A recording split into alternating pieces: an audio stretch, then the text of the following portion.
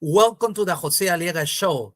Today, I have a very special guest, a political activist, someone who is very passionate about what's going on in Michigan and United States.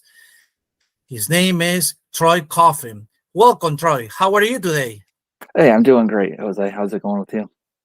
Good, Troy. Always an honor and privilege to have you on my show. And I want to tell Absolutely. you that the last couple of shows we done on the channel, we have a lot of views, a lot of good comments.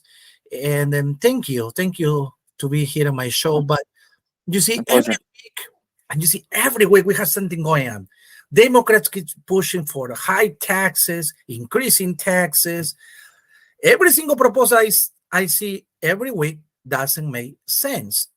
At least for me, but for the Democrats makes sense. And they keep raising taxes. So one of the questions I want to ask you is about the student loans. I see a lot of controversy in social media and across our country. So tell me, do you think this is a good thing? Is a good reform? Or what do you think is behind all this? What is your opinion? Hey, you know what? If you can't win fair and square, you got to buy votes. That's exactly what this is. It's the Biden administration trying to prey on the young people to get their votes, and we'll have to wait and see if it works out for them or not. But I think in certain areas, especially where you have a lot of blue collar workers, I think it's going to really take a big hit for them. It's very sad to hear that, but I have to agree with you. Sad from the point that they're taking taxpayer money to be able to buy votes. And it's clear because it's close to the November election. A lot of states will have elections for Congress. And I hear the Republicans going to flip a lot of seats. Absolutely. And I think this is why Biden is trying to buy some votes from the youth to be able to control the House, which is kind of sad. Absolutely. And so, everything they're doing, the ballot initiatives, the student debt forgiveness, they're bringing down the gas prices at just the right time. Everything they're doing is just to play on the minds of the public to make it seem like, see, Biden's doing good for us. But in reality, Biden's doing horrible. He doesn't talk about the things that really matter. He doesn't talk about inflation. He doesn't talk about how much it costs a family to buy groceries and put gas in their tanks. And that's what really matters. And unfortunately, he's trying to dance around those issues.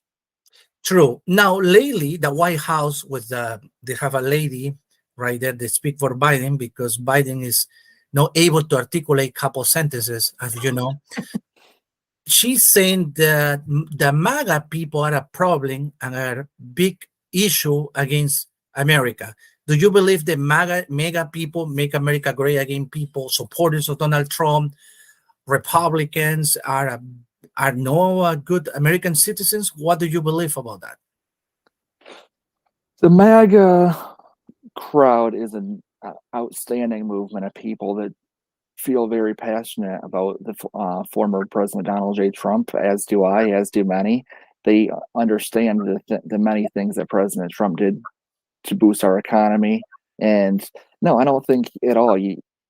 It's people that feel very passionate about this country, and they see the trajectory that we're heading, and they're not liking it, so they're speaking their minds.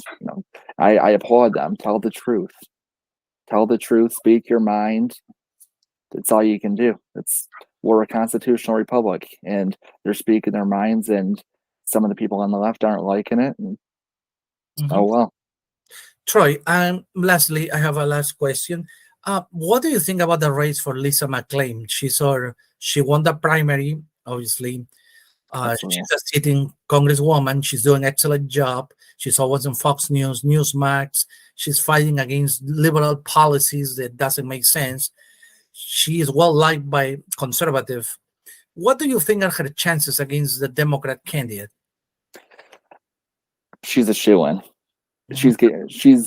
It's a Republican plus 34 district, and from my understanding, her opponent by the name of Brian J.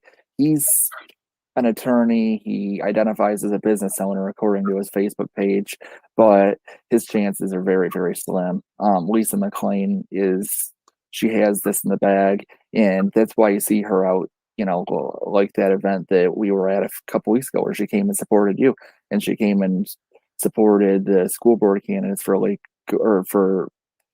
clerks and school board, because at this point in time, she's trying to use her influence to influence the people down the ballot, which I think is a great thing that she's doing that. And it's true. I see that Lisa McLean is very involved, but not just Very involved. You know, one of the things that's very difficult for a lot of the Washington people, I'm talking about Congress people, is that not too many like Lisa McLean. She's doing a great job as a congresswoman representing us in Washington. And she's taking the time to flying back to her district, be involved in local elections, supporting good Republican conservative candidates from her district, by not just saying, I support you, put my name on a postcard. No, she's actually going to events. She's interacting with people. She actually is in touch with people, which is very unusual sometimes, because you see, Lisa McLean is one of the few that is actually, she's in touch and know what's going on, you know, with people. A lot of people in Washington, to me, are out of touch. I see a lot of these people. That's why they make some of these decisions that doesn't affect directly positively to people. Most of the bills that these people in Washington discuss or try to approve is actually benefiting the lobbyists of the establishment. But Lisa McLean is actually very connected. Her popularity is rising a lot. She's doing a great job, and it's something that I don't see frequently in other representatives. So I have to agree with you 100% in that. Yeah, absolutely. And Lisa McLean, one of the things that really makes her stand out is that, you know, the family involvement. Her husband Mike, her four adult children, her mom, they're all very active in her campaign, and that's a big reason why she got elected in the first place. Now, I understand some candidates like to distance their immediate family from the whole political spectrum. They, for whatever reason, I understand that a lot of candidates want to shield their families, not put them in the public eye like that. But, you know, Lisa McLean and her family, they've been tremendous assets for her. They've been out door knocking for her. They put up signs for their mom, their wife, her husband's out and putting up signs for her. Her mom's been out door knocking for her. I mean, it's a whole family ordeal. And I think when you see families taking involvement in a candidate's race, they tend to do a lot better than if the family stays, you know, out of the political picture. So I think the family involvement is a huge asset for Lisa. Yeah, one of the things I like about Lisa is everything she says she's gonna do, she has been done it. She follows through with it, doesn't. True, and that's important, because a lot of people, as you see in Washington, they don't do that. They say one thing and they do another, and not many people pay attention. That's why, you know, sometimes things like that are happening. But I'm glad that we have someone that speak up for us, represent us well, and is willing to fight for the right thing. And does Lisa McLean is endorsed by Donald Trump? Yes, Lisa McLean is endorsed by Donald Trump. President Trump actually did a minute-long video explaining why Lisa McLean prior to the primary. And I know he didn't endorse Lisa McLean the first time around. However, when she was running against in the primary against Shane Hernandez, if you remember. However, she was endorsed by Corey Lewandowski. And Corey Lewandowski is very well obviously he was President Trump's former campaign manager. So he's got the Trump connection. And I don't think that, you know, Corey Lewandowski, I'm fairly confident that his endorsements, that he runs them by Trump. And I think one of the main things about the Corey Lewandowski endorsement that won Lisa the election in 2020, because in 2020, all she had to do was win the primary, which is the same this time around. All she has to do is win her primary. And in 2020, the Corey Lewandowski endorsement came on July 29th. The election was, if I remember right, it was August 4th. And so when you have an endorsement that has the Trump clout right before the primary, it has a big impact on you.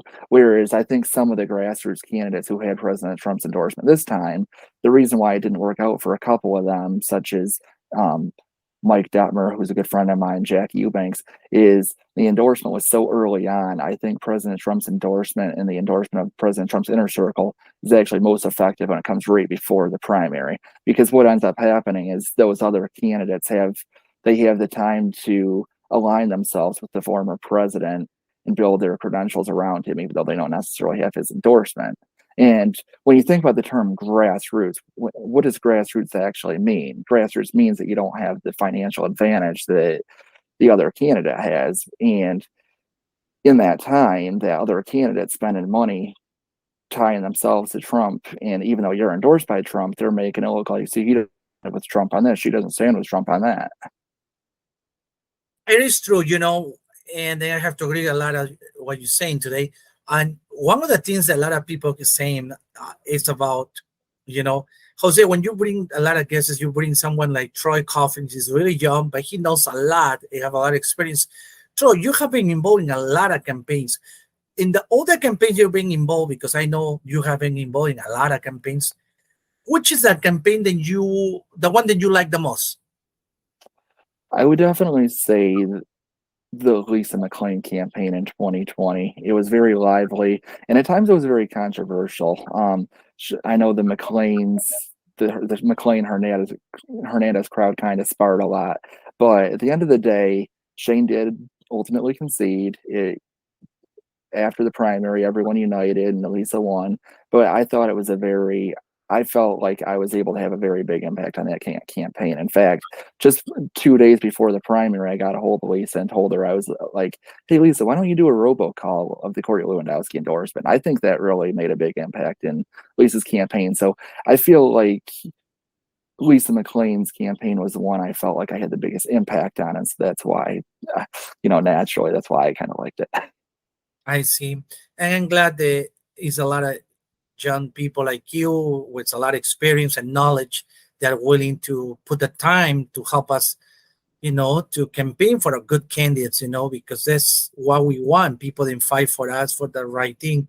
The Democrats lately has been raising our taxes, gas prices going up, inflation going up, mortgage rates keep going up. I mean, it's terrible what happened just in the last 3 years, how it changed for everything was so good. We were winning in everything. And lately, after Biden got there, everything changed, but nothing positive. It's no one good thing. They always say, I like this thing. Nothing. And not even Democrats brag about what great things Biden is doing because it's nothing good to say. Never seen 81 million people so silent before. CNN, NBC, and all these fake news media keep embracing Biden administration, but really people knows and it's really nothing good going on. It's so sad. Biden is protecting his interests. Hunter Biden should be in jail, but he's still fine. And that's so wrong.